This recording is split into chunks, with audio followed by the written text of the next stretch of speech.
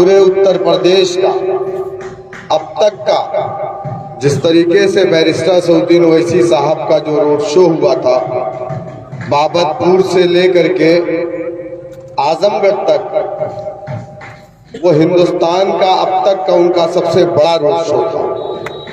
और इंशाअल्लाह ताला ये जो जनसभा होगी, मुझे उम्मीद है कि हिंदुस्तान की अब तक जितनी भी जनसभा जनाब बैरिस्टर असदुद्दीन ओवैसी साहब की हुई, उसकी सबसे बड़ी ये जनसभा इंशाअल्लाह ताला गुरैनी आजमगढ़ में होगी। मेरे दोस्तों, मेरे बुजुर्गों, पर्दे में बैठकर सुनने वाली मेरी इज्जतदार माँ और बहनों, हम लोग यहाँ इकट्ठा क्यों हुए हैं? मैं पूरे उत्तर प्रदेश के एक एक शहर, एक एक गांव में, एक एक जिले में जा रहा हूं। उसके पीछे का मकसद क्या है, कभी आपने सोचा? हम अपना कारोबार, अपना घर, अपने बच्चे, सब कुछ छोड़ करके एक एक महीने पार्टी के काम के लिए हम बाहर रहते हैं। कभी 2 दिन, कभी 3 दिन, कभी 4 दिन घर पर रहने का मौका मिलता है। उसकी वजह क्या है, उसके पीछे का रीजन क्या है, कभी आप लोगों ने इस चीज पर गौर किया?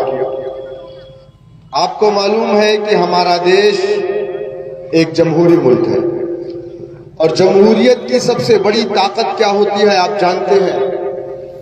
जमहूरियत की सबसे बड़ी ताकत हमारा मकान नहीं, हमारे पैसे नहीं, हमारे खेत नहीं, हमारी मसाजिद नहीं, हमारे मदारिस नहीं, हमारे बागीचे नहीं, हमारे बाग नहीं, बल्कि इस जमहूरियत की सबसे बड़ी ताकत सियासत होती है।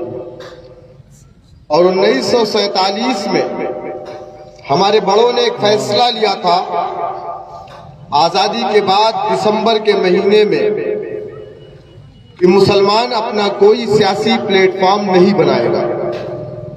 मुसलमानों ने अपना कोई सियासी प्लेटफॉर्म नहीं बनाया, अपने बड़ों की बातों पर लब्बैक कहा और नाम निहाद सेकुलर पार्टियों को अपनी पार्टी माना, और 1 साल, 2 साल, 3 साल नहीं, 60 साल से ज्यादा का इख्तिदार इस मुल्क का नाम निहाद सेकुलर पार्टियों को दिया। वो वाला हटा दे।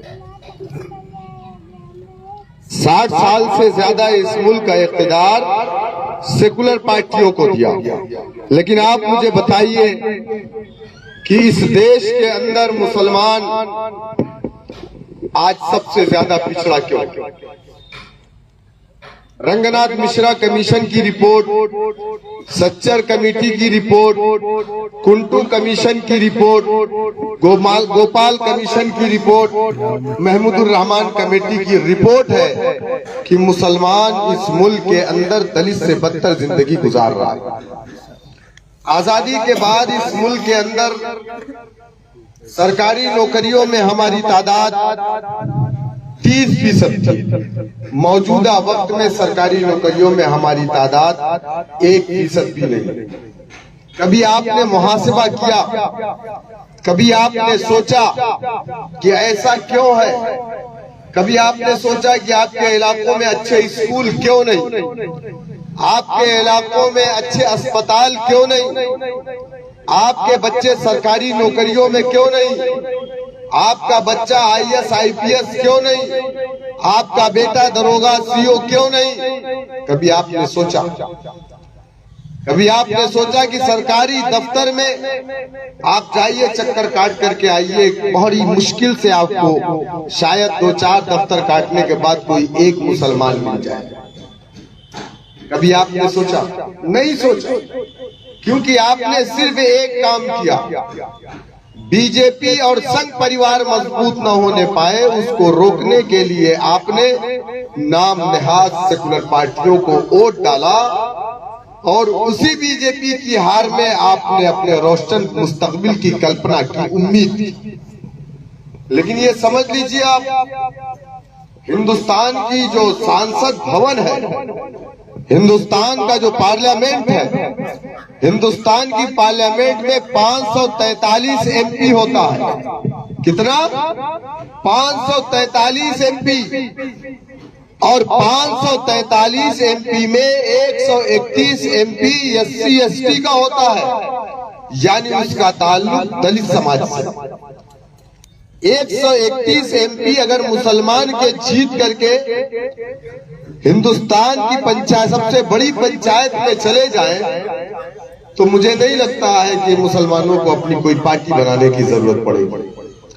लेकिन 131 एमपी दलितों का हिंदुस्तान की पार्लियामेंट में बैठा है, बावजूद उसके मान्यवर काशीराम जी को बहुजन समाज पार्टी का गठन करना पड़ा।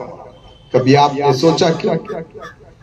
हम तो ये सोचते हैं कि समाजवादी पार्टी से जीत करके मुसलमान चला जाएगा तो हमें इंसाफ मिल जाएगा।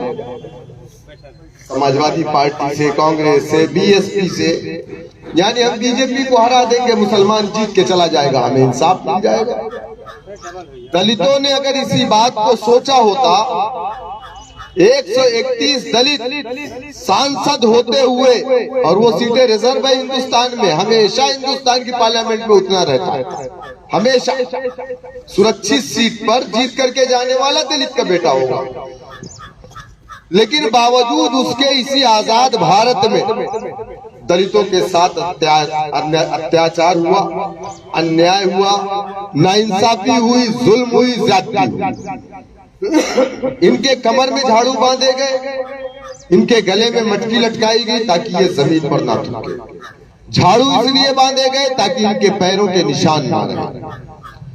कुएं से, नल से इनको पानी नहीं लेने दिया जाता था।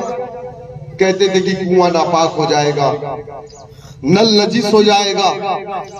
स्कूल में बैठने के लिए इनको बेंच नहीं मिलती थी। कहते थे कि तुम तो नीची जात के लोग हो, तुम तो घुटने के नीचे से पैदा हुए हो, तुम्हारी जगह ये नहीं, तुम शूद्र हो, तुम्हारी जिंदगी का मुकद्दर है, तुम सुबह उठ करके हमारे घरों की गंदगी, अपने घरों की गंदगी बाद में हमारे घरों की गंदगी साफ करोगे। इनकी बहन बेटियों के साथ दलित बस्तियों में घुस करके लोग ज़िना कर देते थे। कभी वो शिकायत लेकर के अगर जाता था प्रधान के पास, तो उसकी शिकायत को नहीं सुना जाता था, बल्कि वापस उसको जूते मारे जाते थे। क्या ये नहीं हुआ? ये आप लोगों की आंखों के सामने। लेकिन आज किसी की हिम्मत नहीं है कि दलितों की तरफ नजर उठा करके देख ले। ये ताकत उनको कहां से मिली? ये कुव्वत उनको कहां से मिली? पहले दलित का बेटा सरकारी नौकरियों में नहीं दिखता था। पहले दलित के बेटे के बदन पे खाकी वर्दी नहीं दिखती थी। पहले दलित का बेटा IAS, IPS, SSP, DM नहीं मिलता था। आज कोई ऐसा थाना नहीं है जहां 4 दलित का बेटा ना हो। आज कोई ऐसा सरकारी दफ्तर नहीं है जहां दलित का बेटा ना हो। ये इंसाफ उसे कहां से मिला?